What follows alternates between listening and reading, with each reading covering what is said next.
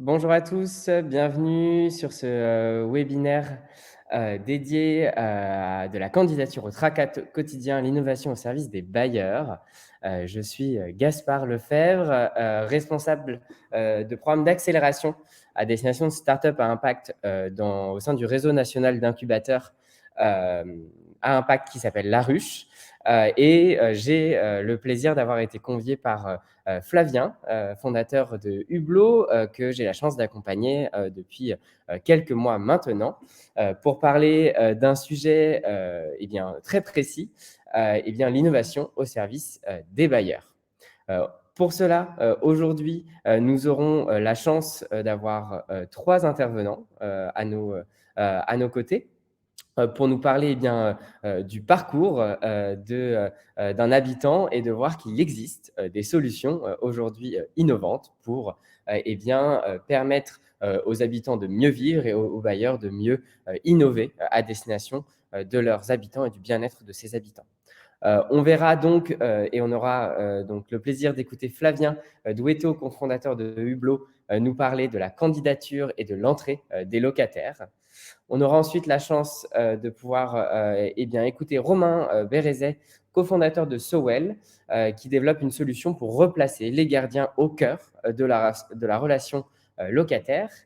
Et on finira ce webinaire qui finira aux alentours de 12h15 avec Emmanuelle Meunier, cofondatrice de Nexio, et qui nous parlera du lien entre gestionnaire et prestataire au service de la relation locataire. On a la chance, à La Ruche, on a eu l'opportunité d'accompagner des bailleurs sociaux dans leur démarche d'innovation avec des méthodologies liées à l'entrepreneuriat. Et c'est intéressant de se rendre compte que tous les problèmes qu'on a pu mettre en exergue, tous les enjeux d'innovation qu'il y avait auprès des bailleurs sociaux, ces trois startups que vous allez pouvoir voir prendre la parole aujourd'hui y répondent puisque c'est un secteur qui a en effet aujourd'hui un besoin fort d'innovation. Il y est aujourd'hui, par exemple, 132 jours avant la relocation d'un T3. Donc, ce sont autant de jours qui restent, pendant lesquels le T3 parfois reste inoccupé. On a 62% des OPH qui représentent une maturité faible au niveau de l'utilisation de leur digital. Et puis, un chiffre assez parlant qui fait souvent appel à un besoin d'innovation, 65% des personnes ne sont pas satisfaites de leur service client dans l'immobilier. Pour cela, deux problématiques que rencontrent les bailleurs au niveau des difficultés d'application. C'est le cadre des marchés publics qui est peu propice aujourd'hui aux startups qui innovent, qui sont agiles, mais qui ont besoin de soutien, de moyens pour justement innover rapidement et proposer des solutions toujours plus pertinentes à destination de la cible des bailleurs. On a l'infrastructure logicielle qui est peu connectée et peu connectable parfois, et donc ce qui limite évidemment les opportunités d'innovation auprès des bailleurs sociaux. Donc, je suis ravi pour toutes ces personnes-là qui nous rejoignaient en cours de route de pouvoir discuter, échanger avec trois fondateurs, trois entrepreneurs qui innovent pour améliorer le bien-être évidemment des habitants et la qualité de service des bailleurs sociaux pour permettre de mieux vivre son quotidien avec des innovations que vous allez découvrir aujourd'hui. Pour cela, rien de mieux que d'avoir un fil conducteur pour notre webinaire.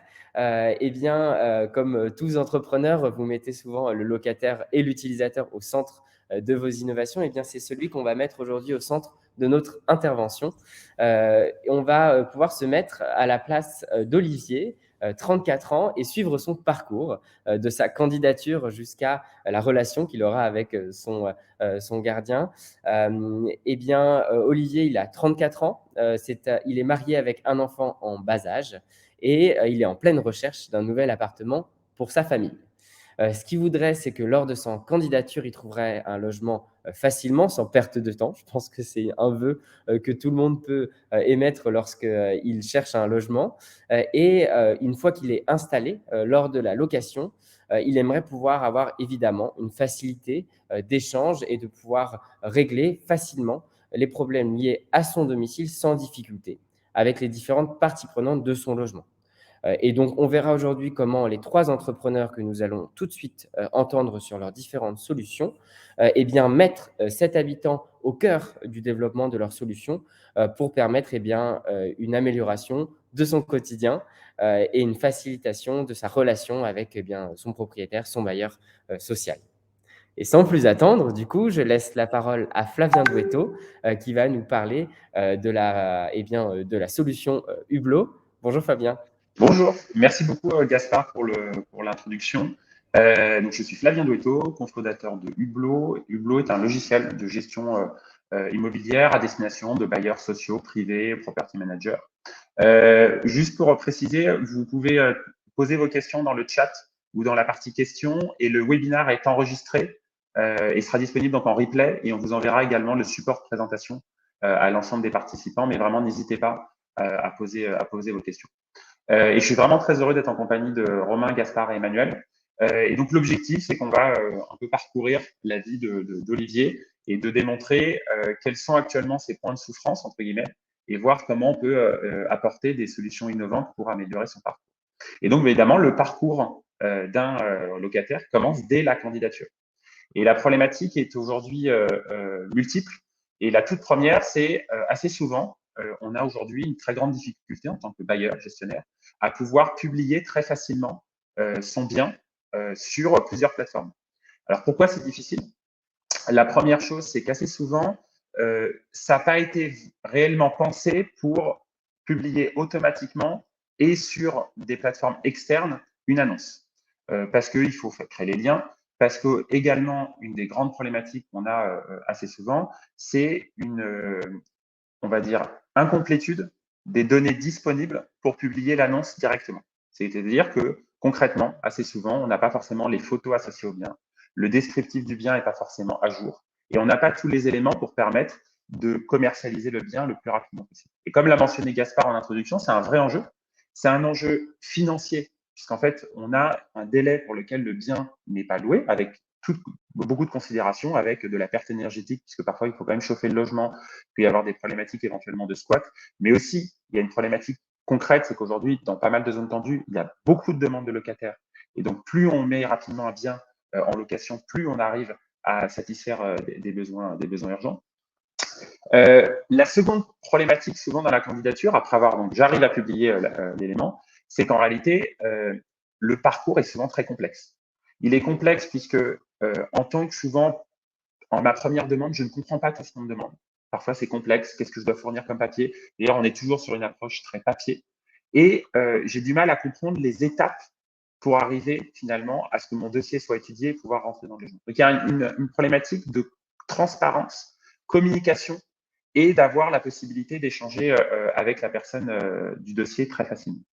Et le point ensuite, c'est que souvent, comme je l'ai mentionné, l'annonce n'est pas forcément complète. Donc, je n'ai pas tous les éléments, je ne comprends pas forcément. Donc, il y a aussi parfois une difficulté de lisibilité de l'annonce. Et enfin, une fois que j'ai compris comment constituer un dossier, une fois que j'ai, on va dire, validé le fait que le bien me convient, la visite est parfois compliquée, puisqu'en fait, elle peut avoir lieu dans des périodes de Covid, qui arrivent malheureusement assez souvent depuis maintenant les 2 dernières années. Et donc, il y a aujourd'hui très peu de possibilités de visite virtuelle, qui sont pourtant une vraie demande aujourd'hui de la part de pas mal de candidats.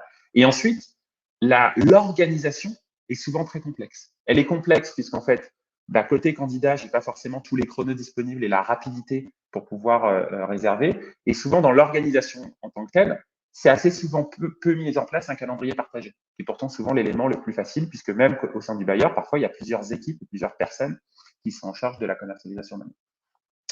Et enfin, une fois qu'on va dire, on a passé cette étape de candidature et de visite, même ensuite, dans la contractualisation de l'échange et donc du bail, là, on est encore souvent dans un process long et encore très manuel. Manuel dans le sens plutôt d'ailleurs papier, si je voulais utiliser le terme exact, où on va continuer à demander des documents. On va parfois même demander plusieurs fois les mêmes typologies d'informations. Il y a souvent une double saisie qui est réalisée. Et assez souvent, malheureusement, la signature reste très manuelle, alors je pense qu'on peut s'accorder tous de considérer que la mise en place de signatures électroniques facilite quand même grandement les différents éléments. Et donc, ce qu'on constate, et c'est de plus en plus vrai, on va dire, sur des générations on va qualifier de jeunes, c'est-à-dire des gens nés dans les années 90-2000, avec cette volonté d'avoir une réactivité supplémentaire et l'utilisation de vrais outils numériques plutôt que de devoir, par exemple, appeler ou envoyer des documents papier. Et donc, nous, on constate chez plusieurs bailleurs, que ce soit sociaux ou privés, cette problématique. Et donc, on a essayé de mettre en place avec Hublot plusieurs solutions qui sont souvent, on va dire, très, très simples pour arriver à solutionner leurs problématiques. Et donc, comme je l'ai mentionné, la première chose qu'on peut apporter en termes d'innovation, bah, c'est la partie diffusion.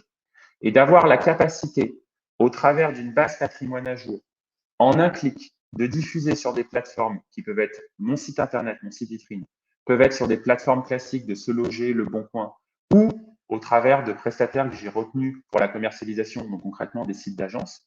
En un clic, un dossier qui constitue avec les bonnes images du logement, un bon descriptif, et avoir un calendrier simple en ligne qui permet une réservation, bah déjà, ça, c'est un élément qui sauve beaucoup de choses, qui permet de gagner de nombreux jours dans la commercialisation du bien et qui permet vraiment de commencer un parcours locataire très agréable. Et ensuite, cette logique se continue avec la partie dossier en ligne, où là, la logique est de réinverser un peu l'approche traditionnelle. Assez souvent, on considérait que c'était un peu unidirectionnel la communication. En clair, je demande au locataire de constituer ses pièces et il doit m'envoyer toutes ces pièces et sans prévoir de temps d'échange ou un peu de ping-pong. L'approche qui est aujourd'hui majoritaire dans beaucoup de secteurs, dans une logique de service client, que ce soit dans la banque ou même des secteurs encore plus traditionnels, c'est de permettre une phase d'échange de documents avec entre le candidat locataire, le futur client, et le service en charge de la commercialisation. Pour en fait que ce soit beaucoup plus simple d'échanger les bons documents, les derniers bulletins de salaire et les derniers éléments au lieu de se retrouver dans des interfaces soit trop complexes, soit en fait de pouvoir uniquement communiquer sur le papier. Et les deux derniers points, c'est évidemment de proposer la signature électronique qui aujourd'hui répond tout à fait aux différents critères légaux que l'on veut. Donc même si en interne, vous avez des critères beaucoup plus élevés d'identification de la personne, c'est tout à fait possible de mettre en place une signature d'électronique avec ce niveau de confiance sur l'identité de la personne. Et dans la logique d'échange avec le futur candidat, ne plus être dans une approche uniquement, on va dire, mail ou téléphone, mais d'avoir une approche où on peut échanger quasiment instantanément avec une personne en charge du dossier. Et les avantages, en fait, elles sont des deux côtés. Les avantages vont être côté gestionnaire bailleur, bah, tout simplement de commercialiser le bien plus vite. On me notifie du départ, automatiquement, je peux faire une prévisite d'état des lieux. Si celle-ci n'a pas besoin de travaux, automatiquement, je peux recommercialiser le bien et j'enchaîne les éléments de candidature. Ça permet aussi, avec cette logique de multidiffusion, et bien aussi de cibler un public plus large. Puisqu'en fait, assez souvent, et j'ai quand même beaucoup d'amis qui un jour se sont intéressés à une location, ne sont pas toujours au courant de où candidater, où voir les éléments, parce que, en particulier parfois chez les bailleurs sociaux, la logique de diffusion est majoritairement sur leur site et assez peu à destination d'externes. Et ensuite, le point, et ça c'est un point qui est assez cœur, c'est en fait en proposant un parcours fluide dès le début, en fait, on crée un lien de confiance. Et ce lien de confiance, il est très important, puisqu'en fait, si je me sens bien traité et bien accueilli dès le début, et ben en fait, je vais prendre soin du logement aussi. Je vais être aussi très satisfait, je vais être aussi peut-être être un peu moins, si je qualifie, moins relou, entre guillemets, par la suite, parce qu'en fait, je comprends que j'ai un vrai service associé. Et c'est aussi un peu cette démarche, je pense, en particulier chez les bailleurs sociaux, c'est qu'à la fin, on est quand même dans un service où on apporte quelque chose à des personnes qui sont parfois en très grande précarité. Et je pense que on n'apporte pas seulement un logement, on apporte un accompagnement. Et c'est aussi le cas chez pas mal de bailleurs privés qui aujourd'hui positionnent leur habitat avec un arrière-plan, ou en tout cas un sous-jacent, de valeur associée à l'entreprise. Et ça, c'est très important d'arriver à mettre en place ces thématiques d'innovation, de parcours, de fluidité dès l'entrée en relation. Et ensuite, évidemment, c'est que le début.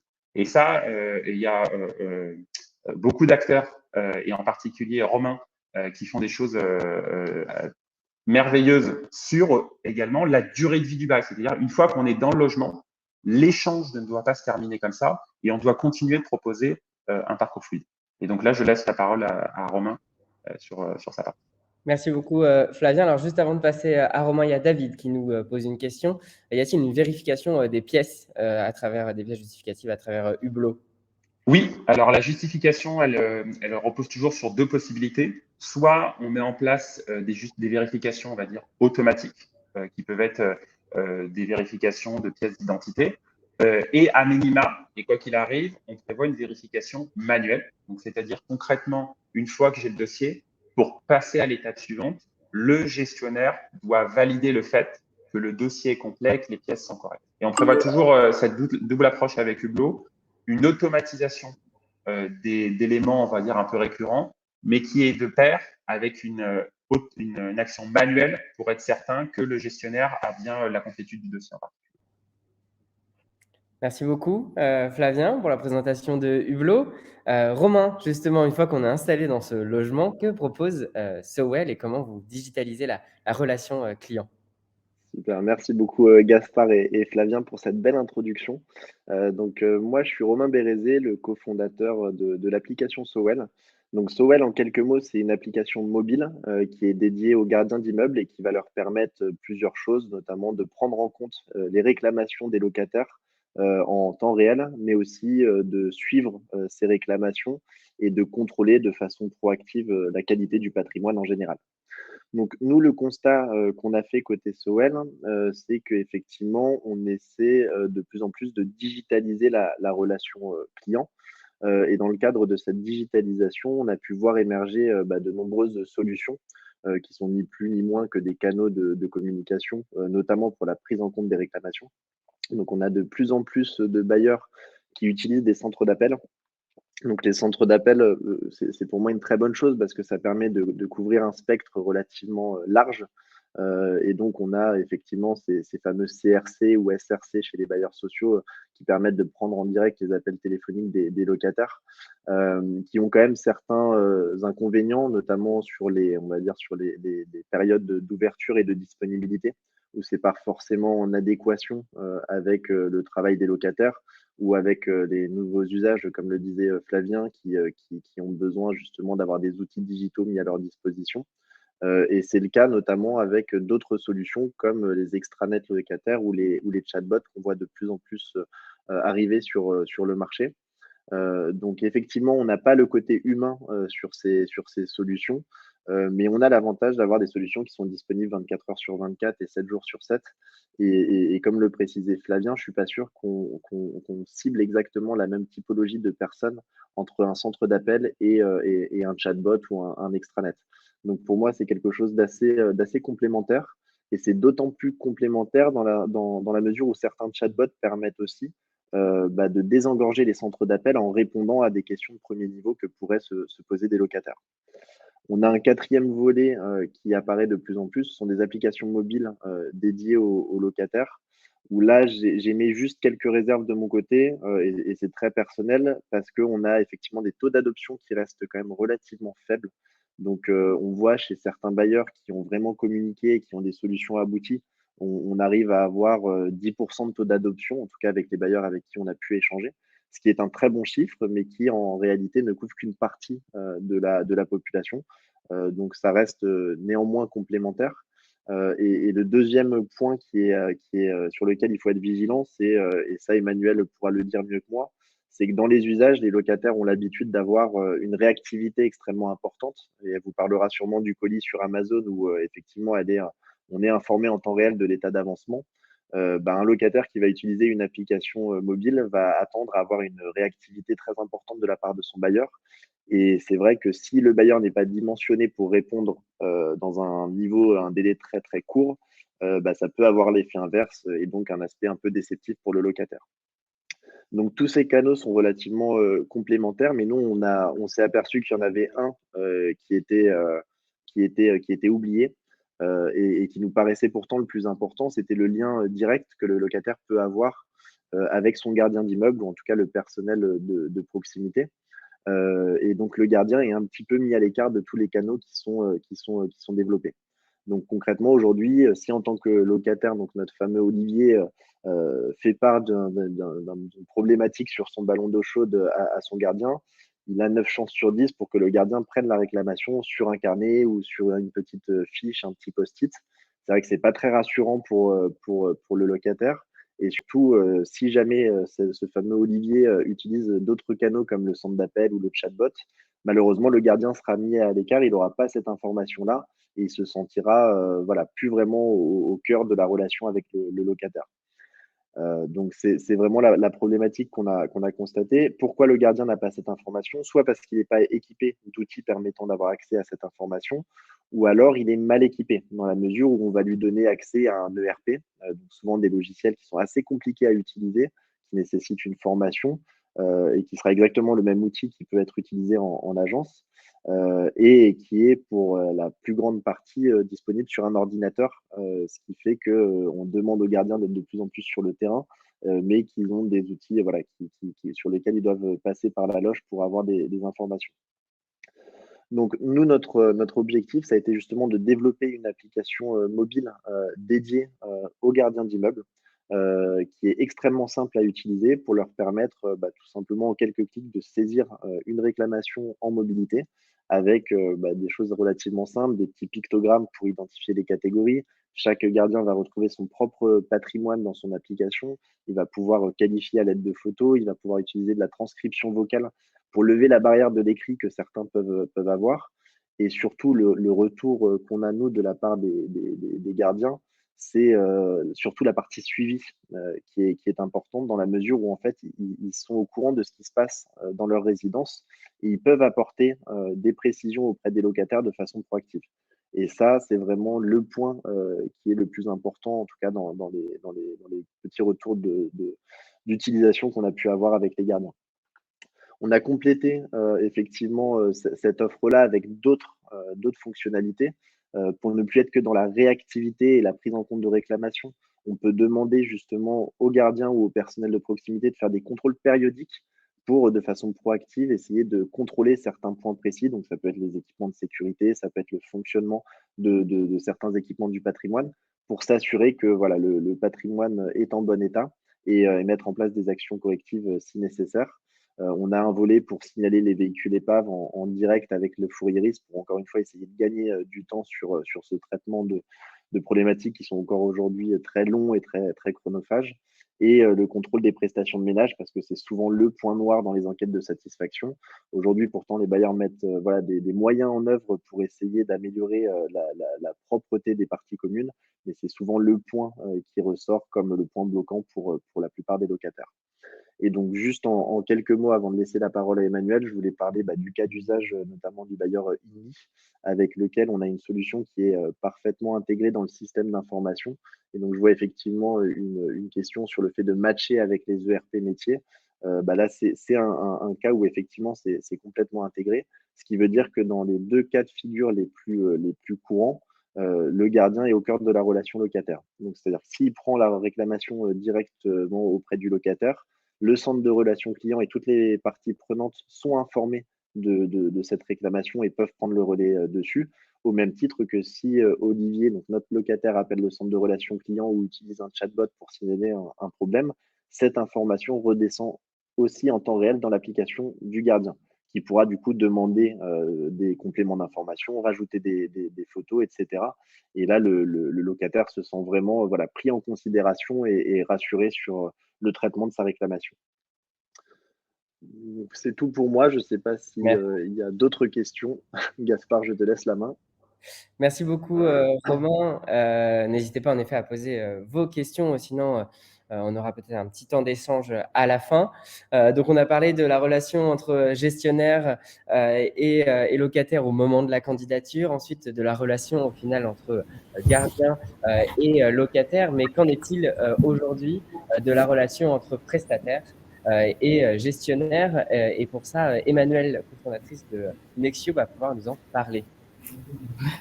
Bonjour à tous, merci Gaspard pour l'intro. Oui, voilà, je suis Emmanuelle, cofondatrice de Nexio. Nexio, plateforme de gestion et suivi de tous les petits travaux sur commande, marché à bonne commande chez les bailleurs sociaux. Et donc, on va retrouver Olivier et Maëlys dans leur logement, et cette fois-ci, ils ont un souci sur leur fenêtre. Il fait froid, c'est l'hiver. On est le 5 décembre et le bébé a froid aussi. Et donc, ils appellent leur bailleur. Voilà, on a un problème sur notre fenêtre. Alors, selon l'un des canaux évoqués par Romain tout à l'heure, et puis cette fois-ci, il faut faire intervenir une entreprise. Et donc, du coup, il faut faire un bon de commande. Donc, le gestionnaire doit faire un bon de commande, mais parfois, c'est compliqué sur son logiciel. Puis voilà, des jours ont passé. Il l'envoie à l'entreprise qui doit intervenir, donc l'entreprise qui a un accord cadre un bon de travaux. Et l'entreprise, il faut l'enregistrer dans le fichier Excel, il faut préparer les papiers pour l'intervention. Voilà, donc les jours passent. Puis Olivier et Malice sont rappelés chez le bailleur. C'est toujours pas réparé, on en est où? Mais en fait, chez le bailleur, personne ne sait. En fait, voilà, la commande est partie chez l'entreprise, on ne sait pas du tout ce qui se passe. Bon, in fine, rendez-vous est pris. L'entreprise va chez Olivier et Maëlys et répare la fenêtre. Voilà. Et à la fin de la semaine, quand le technicien repasse au bureau, il donne ses papiers à l'assistante qui doit tout ressaisir. Le gestionnaire ne sait toujours pas en fait qu'il a réparé la fenêtre chez Maëlys et Olivier, donc de temps en temps, il les relance. Et in fine, l'assistante, une fois qu'elle récupère le papier à la fin de la semaine, elle sait que l'intervention est faite et puis il faut tout ressaisir pour faire la facture. Bon, des fois, ça prend du temps. Donc aujourd'hui, c'est un peu ça la configuration. L'info, elle existe quelque part, elle n'est pas disponible pour tout le monde. Et finalement, à l'ère d'Amazon ou de Chronopost, finalement, on est habitué à avoir de l'info instantanément, tout de suite. Imaginez, en fait, aujourd'hui, si vous aviez le vendredi soir un message pour dire que votre colis a été livré le mardi, en fait, ça n'a aucune valeur. Ce qui compte, c'est que l'information soit instantanée. Donc, du coup, si on passe à la page suivante, on va voir comment on peut arranger ce process-là qui génère beaucoup de frustration et beaucoup d'insatisfaction. Esquema, s'il te plaît, tu peux passer à la page d'après. Merci. Donc, du coup, voilà, si je vous refais l'histoire, en fait, cette fois-ci, donc, Olivier et Maëlys, leur fenêtre est cassée. Et donc, peut-être qu'ils ont fait un appel au gardien qui a fait une réclamation sur Sowell, imaginons. Et du coup, on sait qu'il y a une réclamation et de là, on peut faire un bon de commande directement depuis Nexio. Et puis, ce bon de commande, il arrive directement à l'entreprise dans son outil, en fait, à l'entreprise. J'y reviendrai juste après, qui peut être Nexio ou pas. Et puis, l'entreprise, elle a déjà tout est déjà saisi. Il suffit de prendre rendez-vous avec Olivier et Maëlys pour aller faire les travaux. Et à chaque étape, finalement, le gestionnaire qui a fait sa commande et le gardien aussi peuvent être informés. Voilà, l'entreprise a reçu la commande, ok, c'est bon, ils vont s'en occuper.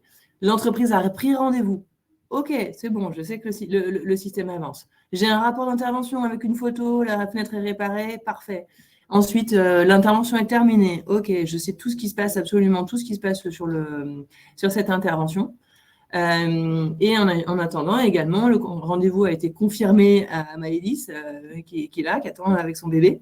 Elle a eu un rappel de rendez-vous la veille, comme quand vous allez chez le médecin ou chez le garagiste. Et du coup, voilà, tout le monde est beaucoup plus tranquille parce qu'en fait, l'info, elle a circulé. Et en fait, on a fait la même chose. On a réparé et finalement, les compétences de Kevin, qui est venu réparer la fenêtre, sont les mêmes dans un cas de figure comme dans l'autre. C'est juste que cette fois-ci, en fait, on a partagé l'information. On a enlevé tous les points de frustration et d'inquiétude qui sont, mais est-ce qu'ils vont intervenir, où est-ce qu'ils en sont exactement? Et finalement, on a enlevé aussi la présomption de culpabilité, mise en son où j'ai pas d'infos. Si j'ai pas d'infos, c'est que ça n'a pas avancé. En fait, aujourd'hui, ça avance quand même. Mais une fois qu'on donne l'information, finalement, tout est beaucoup plus fluide et plus tranquille. Les gens travaillent de manière beaucoup plus intéressante et beaucoup plus partenariale. C'est pour ça qu'on a en bas le bailleur et Kevin qui se font l'accolade, parce que finalement, c'est beaucoup plus cool.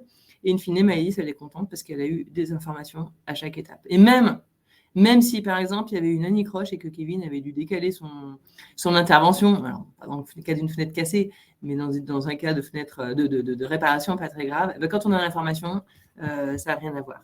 Donc voilà, on fait vraiment le parallèle avec le colis Chronopost. Aujourd'hui, finalement, quand vous commandez des travaux, vous commandez sur Internet, vous avez un suivi parfait. Et pourquoi vous n'auriez pas la même chose quand vous commandez des travaux? Donc, c'est ce qu'on fait avec Nexio, mais comment ça marche en vrai? Ici, je vous ai présenté le cas de figure où le gestionnaire utilise Nexio. Finalement, on a deux grands pans fonctionnels. Je peux suivre toutes les interventions de mes prestataires. Et puis, j'ai le pan fonctionnel. Je peux aussi créer mes commandes et valider mes devis, mes régularisations, parce qu'en fait, dans la vraie vie, il y a ça. Hein, on commande souvent un forfait, recherche de panne, recherche de fuite, réparation, et puis il y a des choses à changer. Peut-être que la crémone de la fenêtre a été changée. Donc, il y a ce pan-là fonctionnel aussi à gérer. Ça peut continuer à être fait dans le ERP, toutes ces manips-là fonctionnelles, et on déverserait la commande chez le prestataire, mais on a beaucoup plus de souplesse aussi si on le fait dans Nexio, parce qu'on peut recevoir les devis des entreprises et en un clic, en fait, on a transformé ça en commande. On peut recevoir les devis complémentaires, en fait, les demandes de régularisation des entreprises, parce qu'il y en a quand même dans l'entretien courant très, très, très souvent. Et en un clic, on a validé cette demande de régularisation. Et concrètement, comment ça marche? Parce que vous pourriez me dire, mais mes prestataires, ils n'ont pas forcément Nexio. Non, vos prestataires, ils n'ont pas forcément Nexio. Nexio, avant toute chose, en fait, à la base, Nexio, c'est un outil pour les entreprises qui font les travaux d'entretien. C'est un outil dédié pour les entreprises qui font les travaux d'entretien. Et donc, certaines entreprises utilisent Nexio, déjà, même sans être connectées au bailleur.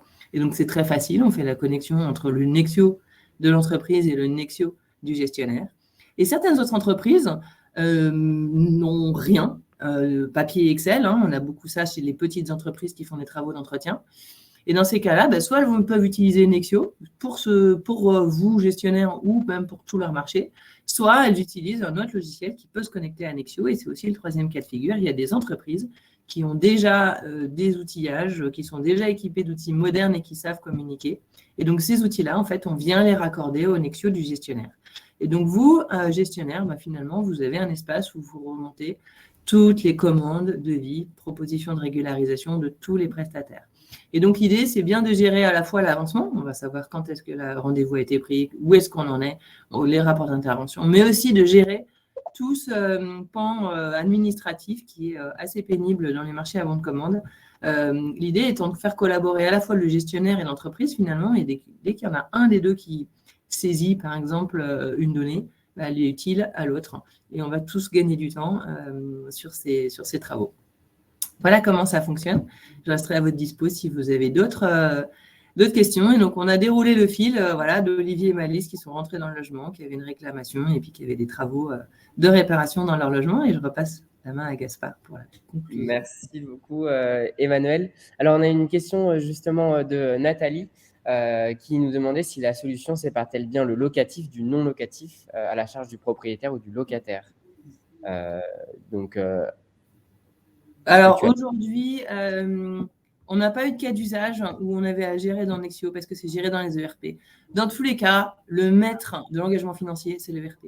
Nexio si on passe les commandes en Nexio, va être un outil facile à utiliser partout, mais le maître d'engagement financier, c'est l'ERP. Donc on va lui donner en fait des imputations budgétaires et c'est l'ERP qui va gérer ça. Et on a David qui propose une synergie entre Sowell et Nexio en disant en revanche, pourquoi pas coupler avec l'application du gardien qui a les clés et permet de pouvoir être présent, puisque souvent les locataires travaillent lors des travaux. Aujourd'hui, justement, pour l'intervention de prestataires extérieurs, est-ce que vous travaillez aussi avec les gardiens?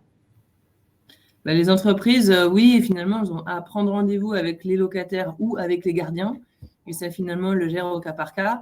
Je n'avais pas pensé à ce cas d'usage-là. On a bien le cas d'usage de Sowell vers Nexio, mais effectivement, je ne sais pas si le cas est très, très courant de prise de rendez-vous dans le logement avec le gardien. Mais si c'est un cas d'usage qui se développe, effectivement, on pourrait travailler comme ça. Merci beaucoup en tout cas à tous les trois pour votre intervention et la présentation de vos différents projets et startups. On voit bien que l'enjeu est de remettre l'habitant au cœur, de faciliter évidemment l'information et que l'information soit partagée pour qu'elle soit prise plus rapidement en compte. Est-ce que Flavien, Romain, Emmanuel, vous voulez laisser un mot de la fin? Est-ce qu'il reste des questions? Je vais juste donc merci beaucoup Romain, Emmanuel et Gaspard. Ce que peut-être le dernier point sur lequel je voulais insister, c'était un peu le point aussi pour lequel on a organisé ce webinaire, c'est qu'en fait on voit que il est impératif d'évoluer, il est impératif de mettre en place des nouvelles solutions, des nouvelles approches pour répondre à des problématiques de la vie courante, et que pour pas mal de bailleurs privés ou sociaux, il y a quand même aujourd'hui une contrainte très forte technologique. Et ça, j'insiste beaucoup sur le fait qu'il faut avoir conscience que pour arriver à faire des choses innovantes, il faut avoir en tête la maîtrise de sa donnée. Et donc, je sais que beaucoup de bailleurs souffrent d'avoir des ERP anciens sur lesquels ils ont une maîtrise assez faible de leurs données. Ils sont contraints, il n'y a pas de connexion. Et donc, il est vraiment impératif, si on veut avoir une ambition sur un projet d'innovation, de réfléchir à la connexion, à l'infrastructure et à faire le lien entre un écosystème. Et d'ailleurs, vous voyez ce qu'a mentionné David dans sa question, c'est que la force de l'innovation, c'est aussi de faire le lien entre les gens, entre les parties prenantes et entre les solutions. Et ça, on n'y arrivera pas, aucun bailleur n'arrivera s'il n'arrive pas à proposer un écosystème informatique qui fait le lien et qui permet un échange de données. Parce que sinon, en fait, à chaque fois, on va se retrouver avec une double saisie, on va se retrouver avec des éléments parcellaires et on va se retrouver avec une utilisation faible au final du cas d'usage. Donc, c'était aussi pour nous un message assez fort de montrer que il faut, quand on réfléchit sur une thématique d'innovation, mettre le locataire, les différents prestataires au cœur de cette approche d'échange et réfléchir à proposer des solutions qui seront en capacité d'être interopérables.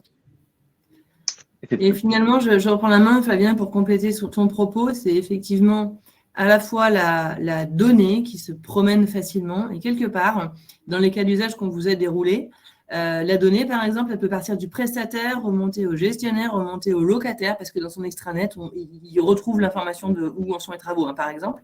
Mais aussi, parce que souvent, ça peut paraître un peu compliqué d'avoir beaucoup d'applications, mais finalement, il faut regarder utilisateur par utilisateur et être centré locataire, parce que finalement, tout le monde travaille pour eux, mais aussi être centré utilisateur et finalement vérifier à chaque utilisateur qu'est-ce qu'il a comme application et travailler son parcours. En fait, c'est pas grave si l'utilisateur il a plusieurs applications, si les périmètres sont clairs et surtout s'il navigue facilement. Et en fait, si par exemple je suis dans Guardian, je suis dans Sowell et je vais aller facilement naviguer dans Nexio, mais c'est pas grave que j'ai deux applis. En fait, si le lien se fait facilement, c'est comme quand vous payez quelque chose sur un site marchand. Vous allez sur le site de votre banque, vous en rendez même pas compte. En fait, l'URL elle change, mais c'est pas grave parce que c'est encapsulé à l'intérieur et que le parcours utilisateur il est fluide. Et je crois qu'il faut effectivement accepter bien d'avoir des solutions dédiées, focus, interopérables et qui proposent des parcours fluides parce qu'en fait, c'est comme ça que vous allez construire vos écosystèmes demain. Et on propose aussi, on peut le dire, hein, Flavien, c'est maintenant aussi, de transférer cette interopérabilité et ce parcours fluide digital en physique, parce qu'on aimerait bien aussi proposer la même chose que ce qu'on vient de faire là, mais en physique à la rentrée, si on peut. Et oui, un des objectifs, c'est en fonction évidemment du contexte sanitaire, mais d'organiser à la rentrée, donc fin janvier, un petit déjeuner sur lequel on va reprendre en fait un peu ces grandes thématiques, mais en allant sur des cas d'usage très concrets et en faisant intervenir des bailleurs pour en fait vous illustrer et en physique les cas d'usage et comment l'innovation est mise en place et sert vraiment et améliore l'expérience locataire, expérience gestionnaire, expérience gardien, expérience prestataire, car c'est vraiment essentiel de mettre l'expérience de l'utilisateur au cœur de l'approche aujourd'hui d'innovation. Eh ben, merci beaucoup en tout cas à tous les trois. Merci aussi à tous les participants pour leurs questions. Ce webinaire sera évidemment disponible en replay. N'hésitez pas, vous pouvez également télécharger la présentation. Les contacts aussi ont été donnés. N'hésitez pas à nous rajouter respectivement sur LinkedIn pour continuer les échanges. On remerciera aussi Olivier, notre persona qui reste au cœur du quotidien de Flavien, Romain et Emmanuel. Et puis, on vous souhaite une bonne fin de matinée et une très belle journée. Merci à tous. Merci à tous. Bonne journée. Merci, bonne journée. Au revoir.